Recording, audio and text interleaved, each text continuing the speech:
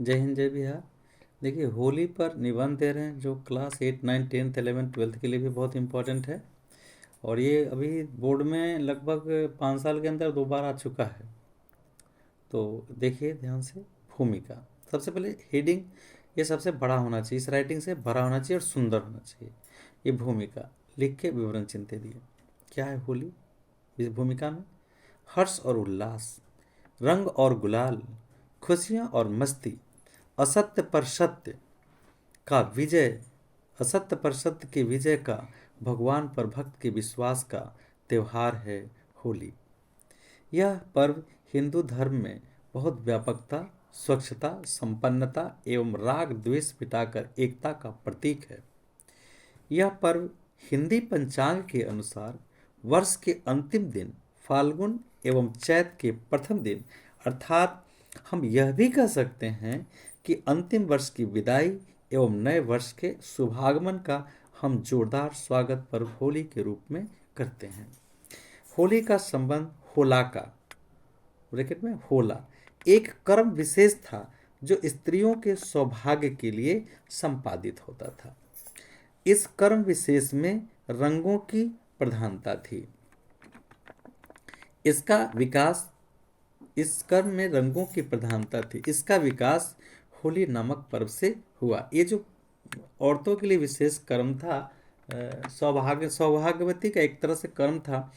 तो ये इसके में होलाका से आगे बढ़ के कर्म विशेष स्त्रियों के लिए सौभाग्य संपादित होता था। इसका कर्म विशेष में रंग की प्रधानता थी, जिसके कारण ये बाद में इसका रूप बन करके होली नामक पर्व से जुड़ गया, ऐसा माना जाता है। इसकी पौराणिक कथाएं हैं जो सब जगह विख्यात है, प्रचलित है। नारद पुराण के अनुसार प्राचीन काल में हिरण्यकश्यपु नामक एक दुष्ट दैत्यराज था। ईश्वर पर उसका विश्वास नहीं था, लेकिन संयोग ऐसा था कि उसका पुत्र संवाद भगवान विष्णु का भक्त निकला।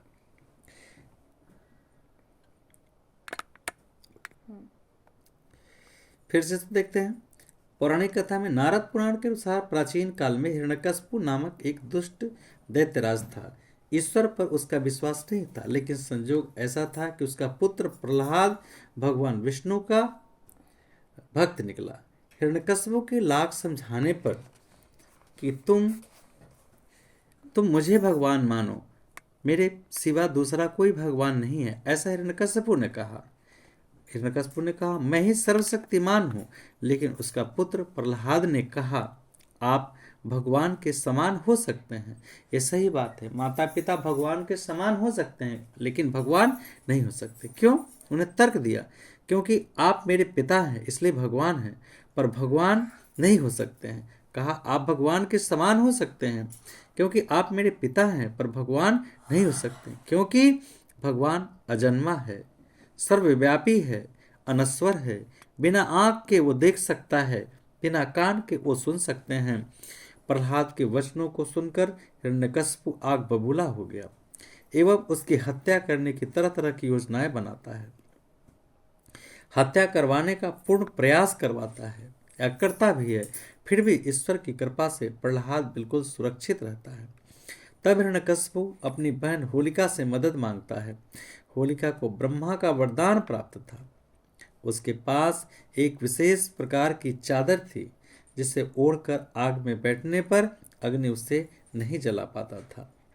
होलिका अपने भाई के कहने पर चादर ओढ़कर प्रहलाद को गोद में लेकर उसकी हत्या के लिए बैठ जाती है। चारों तरफ से चिताएं सजाई जाती हैं। दुष्ट राजा के आदेश से अग्नि प्रज्वलित कर दिया जाता है। कहा जाता है कि जाको राखे साइयां, मार सके ना कोई, बाल न बांका कर सके जो जग बैरी होए। जिसकी रक्षा प्रभु स्वयं करते हों, नारायण जिसकी रक्षा करने वाले हों, उसका कौन बिगाड़ सकता है इस दुनिया में? कोई भी नहीं। भगवान विष्णु की अपार असीम अनंत अनुकंपा से होलिका का वरदान प्राप्त चादर हवा के एक झोंके से सब विपरीत कर देता है। वह चादर प्रहलाद को ढक लेता है। होलिका जलकर भस्म हो जाती है और प्रहलाद सुरक्षित जीवित बच जाता है। इस असत्य पर सत्य की विजय को दैत्यराज तथा उनके सभी सहयोगी एवं सैनिकों ने इस दृश्य को देखा कि कि प्रहलाद पर आसमान से स्वतः फूलों की वर्षा हुई। यहीं से होलिका से का हटाकर होली का त्योहार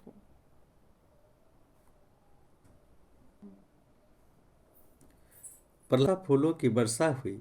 यहीं से होलिका से का हटाकर होली का त्योहार असत्य पर सत्य की विजय का प्रतीक है। भगवान विष्णु ने अपने भक्त प्रहलाद के लिए नरसिम्हा अवतार लेकर तथा उस दुष्ट देवराज दैत्यराज का अंत कर दिया।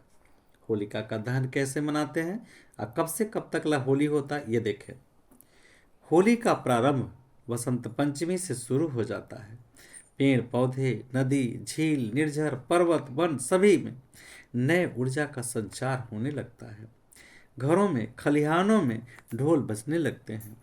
फाल्गुन की पूर्णिमा की रात को होलिका दहन होता है। महीनों पहले से बच्चे एवं बड़े निश्चित स्थान पर लकड़ियां एवं गोईठा इकट्ठा करते हैं। कुछ शरारती बच्चे किसी की खाट, झोपड़ी, चौकी होलिका में डाल देते हैं, जो गलत है। उन्हें ऐसा नहीं करना चाहिए। होलिका में किसान या अन्य लोग भी नए अन्न की बाली लाकर, जैसे गेहूं की बाली, पेड़ लगा चना, उसमें भूज कर आपस में बांटकर खाते हैं। दूसरे दिन होली होता है। रंग गुलाल का यह विशेष दिन होता है। उस दिन के पहले पहर में सभी लोग, यहाँ तक नए नवेली दुल्हा दुल्हन, बड़े जवान लड़का सियान, सभी को रंगों में सराबोर कर दिया जाता है। कुछ रंग से नफरत करने वाले लोग होते हैं, जिन्हें शरारती लोग मिलकर ऐसे व्यक्ति को निश्चित रूप से रंग में डुबाकर उनसे भद्दी गालियां और प्रवचन सुनते हैं। दूसरे पहर के प्रारंभ होते ही नहा धोकर, साफ सुथरा होकर, नए नए वस्त्र पहनकर मंदिरों के भी दर्शन करते हैं। अपने माता पिता, बड़े बुजुर्गों, छोटे बड़े को गुलाल लगाकर आशीर्वाद लेते हैं और गले मिलते हैं। यहाँ तक जिनसे दुश्मनी का भाव व्यवहार, उनसे सभी राग द्वेष ईर्ष्या को मिटाकर अपने गले से लगा लेते हैं। ब्रज में देखिए, ब्रज की कुछ अलग प्रथाएं हैं। ब्रज में तो लठपर, ब्रज भगवान कृष्ण की जन्मभूमि है, मतलब ब्रज में उनका पालन पोषण होता है। ब्रज में तो लठमार होली खेली जाती है। ब्रज में ऐसी मान्यता है कि जब लल्ला अर्थात कृष्ण या कन्हैया गोपियों को रंग गुलाल लगा देते तो गोपियां उससे लठ लेकर खदेड़ती थीं, प्यार के मार से सराबोर करती थीं। गोपियां अगर कृष्ण को ना देखे तो व्याकुल होती थीं। ब्रज की होली तो अनमोल होती है, काश हम भी ब्रज में होते। ब्रज में होली का एक गीत है, अब तो सभी जगह यह प्रचलित हो गया है। आज बिरज में होली रे रसिया, आज बिरज में होली रे रसिया, लोग होली गाते हैं इसे। आज ब्रज में होली के दिन औरतें पुरुषों को लाठियों से मारती है। इस मार में ईश्वर का प्रेम मार्ग समझा जाता है। चोट नहीं लगती, आनंद के रंग खिल उठते हैं। महत्व। इस प्रकार होली बड़ा ही रंगीन त्योहार है, जो न सिर्फ दानवता पर मानवता की विजय के रूप में मनाया जाता है, बल्कि आपसी बैर भाव भूलकर मिलन का त्योहार है। उपसंहार।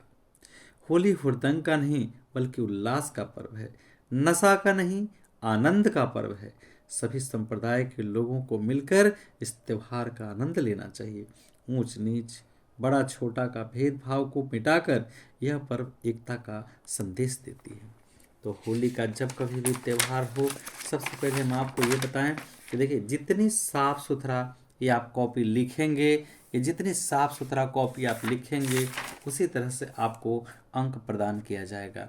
इसलिए ध्यान रहे और इसे बड़ा ना समझे। हर वर्ड ऐसा है जिसे आप आसानी से एक बार पढ़ने के बाद आप अवश्य लिखें। 2-4 बातें भूल भी जाएंगे, फिर भी आपका 200 वर्ड पूरा हो जाएगा।